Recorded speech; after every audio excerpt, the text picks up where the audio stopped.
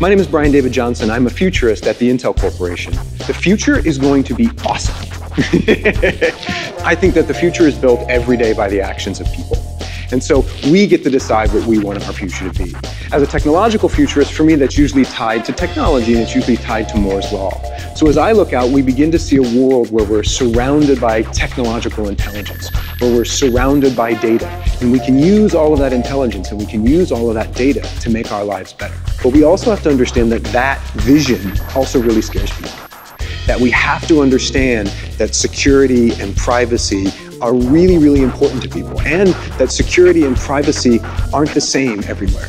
And the way that we overcome that is to embrace people. All technology, hardware, software, wearables, ingestibles, Internet of Things, all of it has to do with people. It always comes back to people.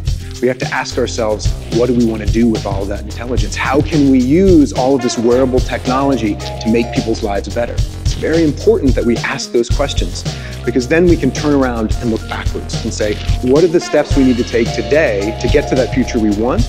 And also, what are the steps we need to take to avoid that future we don't want? There's nothing wrong with saying, I want to make the world better. So go do that. Go find something that makes you really, really mad and go fix it. Go use all of this intelligence, all of this power, and the power of your social network to go and fix that thing. Because I can guarantee you, if it makes you mad, it makes a lot of other people mad. We can design an amazing future. And the one thing that's holding us back, the one skill that we are not using to its fullest, is our imagination. And that's how I challenge people. I challenge people to go out there and dream bigger, do more, and push themselves. Because if they push themselves, then we can build it.